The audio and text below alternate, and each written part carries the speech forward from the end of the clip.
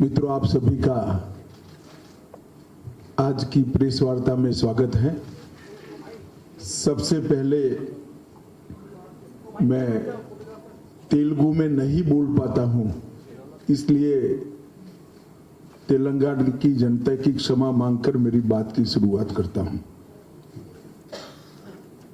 आज भारतीय जनता पार्टी का 2023 के विधानसभा चुनाव के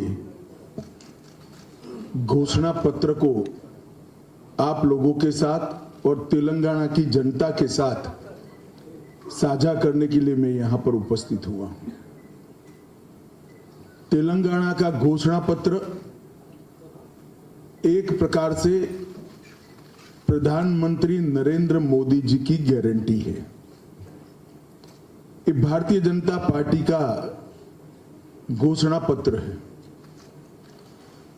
भारतीय जनता पार्टी की स्थापना से अब तक का ट्रैक रिकॉर्ड है, चाहे हमारी राज्य सरकार बनी, चाहे हमारी केंद्र सरकार बनी, हमने हमारे घोषणा पत्र को 5 दशकों तक सातत्यपूर्ण तरीकों से निभाते हुए भी हमारे वादे पूरे किए।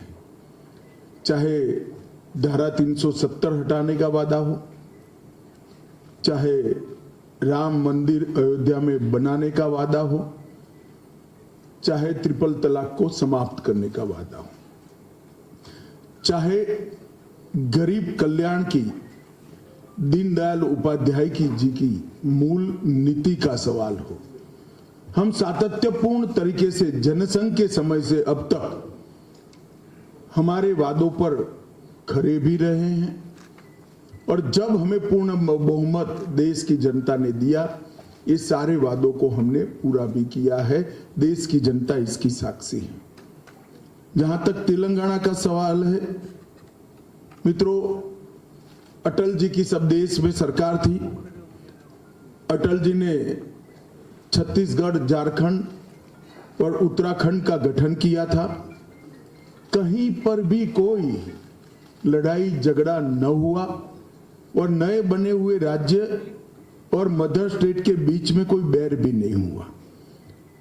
परंतु सालों तक तेलंगाना की मांग को कांग्रेस ने ठुकराया और फिर आनन फानन में चुनाव में एक एज लेने के लिए अकुदरती तरीके से जल्दबाजी में तेलंगाना बनाने का काम किया। कांग्रेस ने कभी भी तेलंगाना की मांग का समर्थन नहीं किया था, जबकि भारतीय जनता पार्टी ने 1997 से काकीनाडा में उस वक्त की आंध्र प्रदेश बीजेपी की इकाई ने एक वोट 2 राज्य का नारा दिया था। वो नारे को हम लगातार समर्थन करते रहे। हमने आंदोलन में भी सकारात्मक भूमिका निभाई और जब तेलंगाना बनने का सवाल आया, तब हमने तेलंगाना का खुलकर दोनों सदनों में समर्थन किया। तेलंगाना बनने के बाद नरेंद्र मोदी सरकार बनी। नरेंद्र मोदी सरकार ने तेलंगाना के विकास के लिए ढेर सारे काम करे। कांग्रेस पार्टी ने 2004 से 2014 तक संयुक्त आंध्र प्रदेश को डिवेल्यूशन और ग्रांटिंग एड का 2 लाख करोड़ रुपया दिया था, सिर्फ 2 लाख करोड़ रुपया। इसके सामने भारतीय जनता पार्टी की सरकार ने, नरेंद्र मोदी जी ने अकेले तेलंगाना को 2,50,000 करोड़ रुपया ये 9 साल में दिया है। इसका मतलब हमने 160% ज्यादा दिया है। 2 गुना से ज्यादा पैसा देने का काम भारतीय जनता पार्टी की सरकार ने किया। इसके अलावे अभी 900 करोड़ रुपए की लागत से समक्का सरक्का सेंट्रल ट्राइबल यूनिवर्सिटी, हल्दी के किसानों के लिए वैल्यू चेन और एक्सपोर्ट को बढ़ावा देने के लिए नेशनल टर्मरिक बोर्ड और कृष्णा वाटर डिस्प्यूट ट्रिब्यूनल 2 की टर्म्स ऑफ रेफरेंस को भी अभी अभी मोदी जी ने अप्रूव किया है। राष्ट्रीय राजमार्गों में लगभग 56,000 करोड़ के नए रोड तेलंगाना को जोड़ने वाले बनाए। 13,000 करोड़ का 325 किलोमीटर लंबा हैदराबाद रायपुर एक्सप्रेसवे भी अलग से बनाया और लगभग 4600 करोड़ की लागत से 160 किलोमीटर लंबी नेशनल हाईवे ग्रीनफील्ड हाईवे की योजना भी तेलंगाना को दी। वंदे भारत ट्रेन सिकंदराबाद विशाखापट्टनम और 3 नई वंदे भारत ट्रेन तेलंगाना से अभी पाइपलाइन में है। 1200 करोड़ से अधिक हैदराबाद मेट्रो के लिए दिया और एयरपोर्ट में 6288 करोड़ रुपए का व्यय हैदराबाद अंतर्राष्ट्रीय एयरपोर्ट के लिए भारतीय जनता पार्टी के सरकार ने किया। 19 में बीबी नगर में एम्स की स्थापना की। हैदराबाद नागपुर और हैदराबाद वारंगल इंडस्ट्रियल कॉरिडोर बनाया और इसके साथ साथ गरीबी रेखा के नीचे जीने वाले लाखों करोड़ों लाभार्थियों को अनेक योजनाओं का लाभ नरेंद्र मोदी सरकार ने दिया। इसमें से मैं कुछ जरूर तेलंगाना की जनता को बताना चाहूंगा। किसान सम्मान निधि 40 लाख लाभार्थियों को हर साल 6,000 रुपया देने का काम किया। 54 लाख गरीबों के घर में नल से जल पहुंचाए और एक भी घपला घोटाला नहीं हुआ है। शौचालय 33 लाख गरीबों के घर में शौचालय पहुंचाने का काम किया। 1,90,00,000 लाभार्थियों को कोरोना से अब तक फ्री ऑफ कॉस्ट राशन मिलना चालू है। मुफ्त में 5 किलो राशन प्रति व्यक्ति प्रति माह मिल रहा है और मोदी जी ने घोषणा की है कि अगले 5 साल तक ये चालू रहेगा। लगभग जन धन अकाउंट 1,10,00,000 खुले और प्रधानमंत्री ग्रामीण सड़क योजना 12,000 किलोमीटर लंबी करी। इसके सामने जो तेलंगाना के खैरख्वां बनकर केसीआर की पार्टी टीआरएस सत्ता में आई, इन्होंने क्या किया? हैदराबाद मुक्ति संग्राम लगभग 400 दिनों के बाद तेलंगाना को आजादी मिली। वो क्रूर शासन से देश के लौह पुरुष सरदार वल्लभ भाई पटेल ने मुक्ति दिलाई और केसीआर ने ओवैसी के डर से हैदराबाद विमोचन दिन मनाने का हमेशा कन्नी काटा। हैदराबाद की स्पिरिट को, तेलंगाना की स्पिरिट को वहीं से तुष्टीकरण की भेंट देने का काम केसीआर ने किया। केसीआर के नेतृत्व में आज तेलंगाना लोकतंत्र की जगह लूट तंत्र बन गया है और प्रजातंत्र परिवार तंत्र बन गया है। उनका एकमात्र लक्ष्य, किसी भी राज्य के मुख्यमंत्री का लक्ष्य होता है अपनी जनता की भलाई करना। उनका एकमात्र लक्ष्य अपने बेटे को मुख्यमंत्री बनाना है और कोई लक्ष्य नहीं है। नीलू, निधुलू और नियामकालू, ये 3 सूत्रों के साथ वो सत्ता पर आए थे। वादा किया था, हम लोग भी दूर से देखते थे, बड़ी आशा के साथ देखते थे कि नए राज्य की शुरुआत हुई है, अब कुछ अच्छा होगा। मगर हुआ क्या? पहले नीलू की बात करते हैं। कालेश्वरम घोटाला हुआ, 42,000 करोड़ का प्रोजेक्ट 1,35,000 करोड़ का हो गया, अभी भी समाप्त नहीं हुआ है। पलामूरू रंगारेड्डी लिफ्ट सिंचाई योजना लगभग 2015 में इसकी आधारशिला रखी। 32,250 करोड़ खर्च हो गया, मगर अब तक उसको पूरा नहीं किया गया है। इसी तरह निधुलू की बात करें तो इनके परिवार का गबन का ये तेलंगाना सरकार जरिया बन गई। 2014 में जब तेलंगाना का गठन हुआ, 370 करोड़ रेवेन्यू सरप्लस स्टेट था और आज ये लगभग 7 लाख करोड़ के ऋण में डूबा हुआ राज्य है। 370 करोड़ के सरप्लस से 7 लाख करोड़ के ऋण में जाना ये बहुत बड़ी बात है और वो इनके परिवार के भ्रष्टाचार के कारण ही हुआ है। तेलंगाना सरकार पर अभी 3,66,000 करोड़ का ऋण है और निगमों पर अलग से 3,80,000 करोड़ का ऋण है। तो तेलंगाना को 7.5 लाख करोड़ के ऋण में डुबाने का काम इन्होंने किया है। और मेगा प्रोजेक्ट्स की घोषणा कोई भी मुख्यमंत्री करता है तो मन में आकांक्षा होती है कि इस मेगा प्रोजेक्ट से मेरे राज्य को क्या फायदा होगा, मेरे राज्य की जनता को क्या फायदा होगा। यहाँ उल्टा है।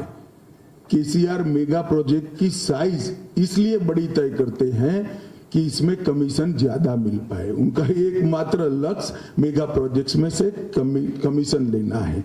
जहां तक नियामक आलू का सवाल है, रोजगारी का सवाल है, 17 टाइम परीक्षाओं के पेपर लीक हुए, लाखों युवाओं का भविष्य बर्बाद हो गया, ट्यूशन के पैसे युवाओं के खत्म हो गए और कई लोगों ने आत्महत्या की। 2 लाख से अधिक पद भरना बाकी है। कर्मचारियों को समय पर वेतन नहीं मिलता है। यूनिवर्सिटी में कोई भर्ती नहीं की गई। विश्वविद्यालय में 3,000 से ज्यादा पद रिक्त है। जूनियर और डिग्री कॉलेज में 8,000 से ज्यादा पद रिक्त है और शिक्षा के लिए आवंटन जो 10.89% था वो घटकर 6.24% हो गया। यही बताता है कि उन्होंने क्या किया है। ढेर सारे वादे जो उन्होंने किए हैं, वादा खिलाफी करने का काम किया। 1 लाख नौकरी देने का वादा किया था जो पूरा नहीं हुआ। 3,000 रुपया बेकारी भत्ता देने का वादा किया था, पूरा नहीं हुआ। 12 तेलंगाना यूनिवर्सिटी को सभी पद भरने का वादा किया था, वो पूरा नहीं हुआ। केजी से पीजी की मुफ्त शिक्षा का वादा पूरा नहीं हुआ। 7 लाख गरीबों को घर देने का वादा पूरा नहीं हुआ। गरीबों का 1 लाख का लोन माफ करने का वादा पूरा नहीं हुआ। हर जिले में एक सुपर स्पेशलिटी अस्पताल बनाना था, नहीं बना पाए। मैं यही कहना चाहता हूं कि केसीआर कोई भी वादा करते हैं उनके नजर के सामने केटीआर और कविता ही होते हैं, तेलंगाना की जनता नहीं होती है। और भारतीय जनता पार्टी जो बोलती है वो करती है। ये केसीआर की पार्टी पिछड़ा विरोधी पार्टी, उन्होंने 2014 के चुनाव में वादा किया था कि अगर वो जीतते हैं तो दलित मुख्यमंत्री बनाएंगे। 2 बार वो स्वयं बन गए और तीसरी बार अब केटीआर को बनाने की तैयारी कर रहे हैं। हालांकि इस बार होने वाला नहीं है, मगर वो तैयारी कर रहे हैं। और पिछड़ा वर्ग का भी भरपूर शोषण करने का काम केसीआर की पार्टी ने किया है, बीआरएस ने किया है और भारतीय जनता पार्टी ने तीनों पार्टियों में सबसे ज्यादा 39 बैकवर्ड क्लास को टिकट देने का काम भारतीय जनता पार्टी ने किया है। और मोदी जी ने वादा किया है कि आप भारतीय जनता पार्टी को बहुमत दीजिए, तेलंगाना का अगला मुख्यमंत्री बैकवर्ड क्लास से होगा। ये भारतीय जनता पार्टी का सार्वजनिक वादा है। भ्रष्टाचार की कोई सीमा नहीं है। कालेश्वर परियोजना हो, शराब घोटाला हो, पोल्ट्री चारा घोटाला हो, ग्रेनाइट घोटाला हो, बाईपास घोटाला हो और लगभग कार्तिकीय मिशन में 22,000 करोड़ का बजट के सामने पूरा खर्च होने के बाद 65% भी काम पूरा नहीं हुआ है। घोटालों की एक बड़ी लंबी सूची केसीआर ने 10 साल के अंदर तैयार की है और उनको अब डर भी नहीं रहा है, क्योंकि हर आदमी पहली बार कुछ गलत करता है तो डरता है, दूसरी बार करता है तो थोड़ा कम डरता है। करते करते इन्होंने इतने घोटाले कर दिए कि अब डर भी नहीं बचा है। निर्लज्जता के साथ वो घोटाले कर रहे हैं। और अल्पसंख्यक तुष्टीकरण की राजनीति, केसीआर साहब का चुनाव चिन्ह कार है, मगर कार का स्टीयरिंग उनके हाथ में नहीं है, मजलिस के हाथ में है। कोई भी फैसला करना हो, मजलिस क्या कहेगी वो सोचकर फैसला कहते हैं। पूरे देश भर में एकमात्र राज्य तेलंगाना ऐसा है जहां मुस्लिमों को रिलीजियस रिजर्वेशन देने का काम हुआ है। एक गैर संवैधानिक, भारतीय जनता पार्टी ने तय किया है कि गैर संवैधानिक रिजर्वेशन को समाप्त कर कर ओबीसी को रिजर्वेशन हम बढ़ाएंगे, एससी एसटी का भी न्यायिक रिजर्वेशन बढ़ाएंगे। उन्होंने ढेर सारे ऐसी घोषणाएं की हैं, मैं इसको रिपीट करना नहीं चाहता। मैं तेलंगाना की जनता को यही कहना चाहता हूं, तेलंगाना जिस आशा, उमंग और उल्लास के साथ राज्य की रचना हुई, 10 साल में बीआरएस पार्टी पूर्णतया विफल गई। सिर्फ तांत्रिकों की एडवाइस पर चलते हैं और तांत्रिकों की एडवाइस पर पार्टी का नाम भी बदल देते हैं। मैं तेलंगाना के युवाओं को पूछना चाहता हूं कि जो तांत्रिकों के सलाह के आधार पर चलते हो, ऐसा मुख्यमंत्री तेलंगाना का भला कर सकता है क्या? आपका भविष्य संवार सकता है क्या? मैं तेलंगाना की जनता को भरोसा देने आया हूं, साथ में हमारा संकल्प पत्र लेकर आया हूं। ये मोदी गारंटी हमारा संकल्प पत्र आने वाले दिनों में तेलंगाना को उस ऊंचाई पर पहुंचाएगा जिस ऊंचाई के लिए सैकड़ों तेलंगाना के युवाओं ने अपना सर्वोच्च बलिदान दिया था और तेलंगाना की कल्पना की थी। मित्रों, अब मैं हमारी घोषणा पत्र की 25 मुख्य बातों पर आता हूं। पहली घोषणा है कि हर साल 17 सितंबर को हैदराबाद लिबरेशन डे मनाया जाएगा, जिसके माध्यम से हम निजाम के क्रूर पंजों से तेलंगाना की मुक्ति को फिर से एक बार नई पीढ़ी को याद कराएंगे। हम बेरनपल्ली परकल के शहीदों को श्रद्धांजलि देने के लिए 27 अगस्त को रजाकार विभीषिका स्मृति दिन भी मनाएंगे, जो रजाकारों के सामने तेलंगाना की जनता ने जो लड़ाई लड़ी है, इसको चीर स्मृति तक ले जाएंगे। और ये दोनों दिन ऑफिशियल तेलंगाना गवर्नमेंट मनाएगी, कोई डर के बगैर। हम मजलिस से नहीं डरते हैं, इनके सपोर्ट की ना जरूरत है ना चाहिए। इसके अलावा रजाकारों और निजाम के खिलाफ तेलंगाना के लोगों के संघर्ष का डॉक्यूमेंटेशन कर कर एक म्यूजियम और मेमोरियल हम स्थापना करेंगे। नंबर 2, भ्रष्टाचार के प्रति जीरो टॉलरेंस हमारी सरकार का होगा। भ्रष्टाचार के सभी आरोपों की जांच एक रिटायर्ड सुप्रीम कोर्ट के जज से कराएंगे और उचित पिनल कोड में कार्यवाही कर कर भ्रष्टाचार करने वाले सभी लोगों को जेल की सलाखों के पीछे ले जाएंगे। मार्जिनलाइज सेक्शन की आकांक्षाओं को, पिछड़ा वर्ग की आकांक्षा को पूरा करने के लिए, बैकवर्ड्स की आकांक्षाओं को पूरा करने के लिए, उनको सामाजिक न्याय प्रदान करने के लिए हमारा अगला मुख्यमंत्री बीसी बैकवर्ड क्लास का होगा। इसका तेलंगाना को भारतीय जनता पार्टी वादा देती है। असंवैधानिक धर्म आधारित आरक्षण जो 4% है, उसको हम समाप्त करेंगे, ओबीसी का बढ़ाएंगे और एससी और एसटी का भी जनसंख्या के अनुपात में आरक्षण बढ़ाया जाएगा। महंगाई कम करने के लिए मोदी जी ने कई बार वहां पर ड्यूटी कम करी है, परंतु केसीआर ने नीचे वेट घटाकर इसको कोऑपरेट नहीं किया। शायद तेलंगाना सबसे ज्यादा महंगे पेट्रोल डीजल वाला राज्य आज देश भर में है। महंगाई कम करने के लिए भाजपा सरकार बनने के बाद 7 ही दिन में पेट्रोल और डीजल पर वैट की कटौती कर कर पेट्रोल और डीजल को हम सस्ता करने का काम करेंगे।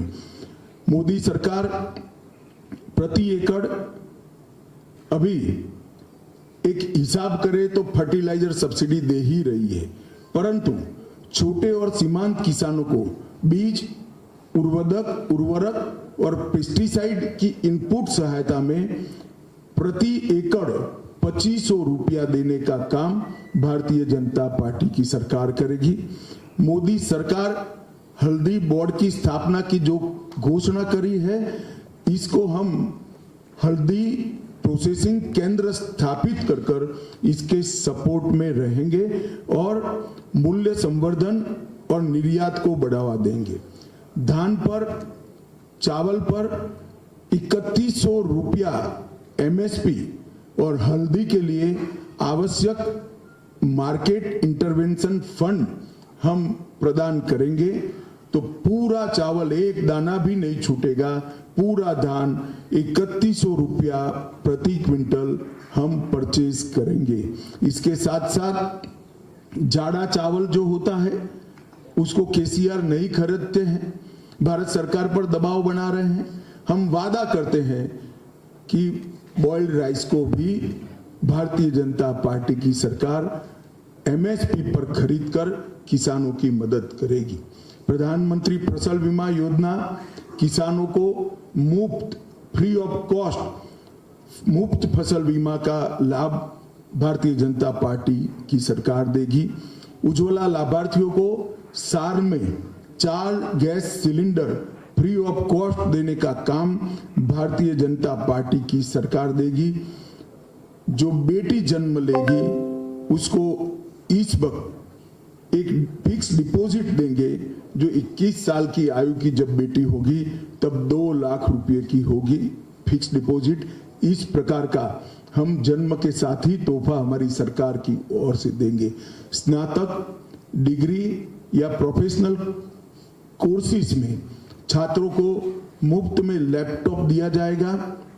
महिला सेल्फ हेल्प ग्रुप को सिर्फ 1% ब्याज पे ऋण प्रदान किया जाएगा और यूपीएससी की परीक्षाओं की तर्ज पर 6 महीने की पारदर्शी और समयबद्ध तरीके से ग्रुप ए और बी की परीक्षाओं टीएसपीएससी के माध्यम से Telangana state public service commission के माध्यम से देंगे। हम वादा करते हैं ये पूरी तरह से ट्रांसपेरेंट होगा, एक भी पेपर लीक नहीं होगा और हम 5 साल में 2.5 लाख युवाओं को सरकारी नौकरी देने का काम भी भारतीय जनता पार्टी की तेलंगाना सरकार करेगी।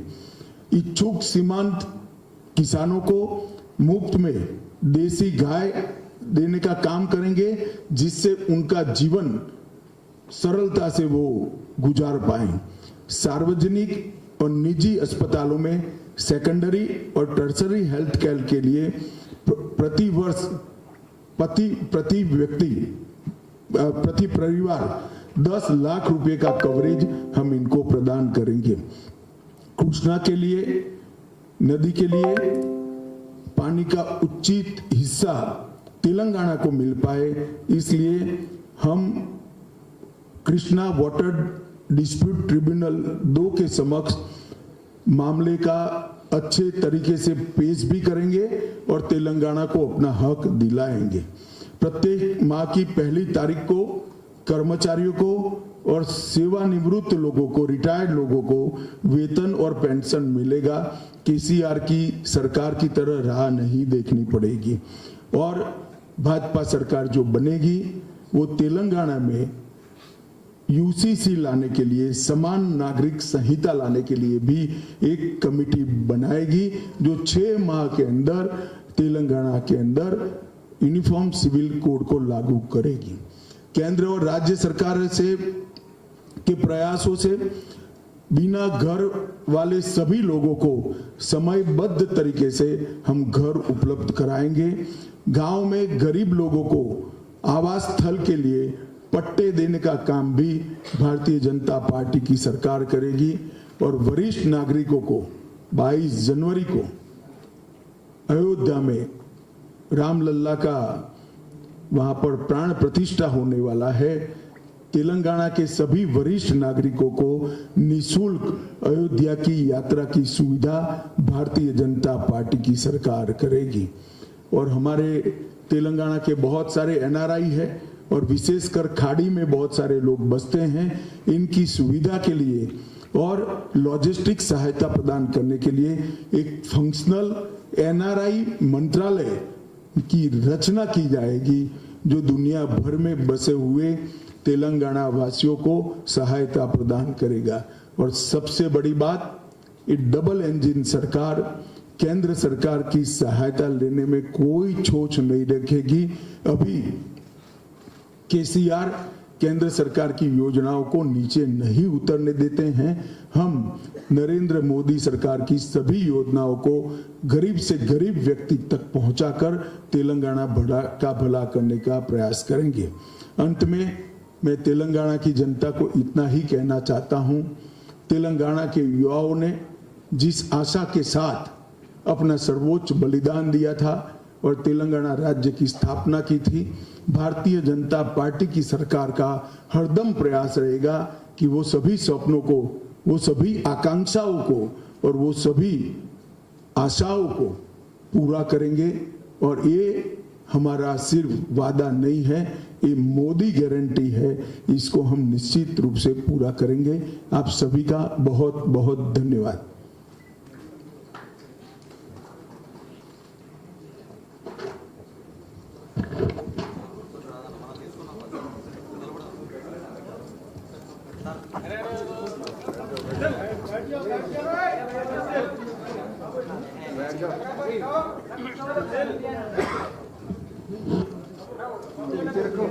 Right down. Photographers, please down.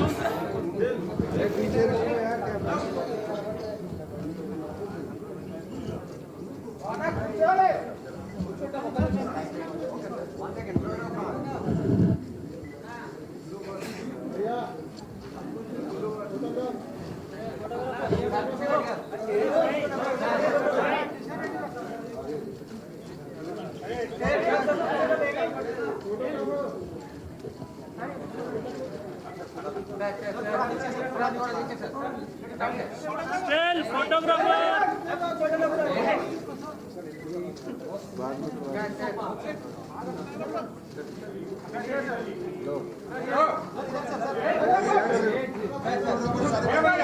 नीचे बैठ रहे,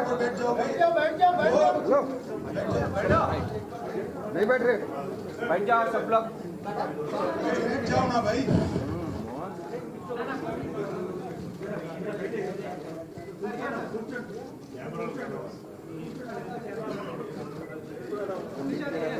खड़े हो जाओ, फोटोग्राफर ले लो।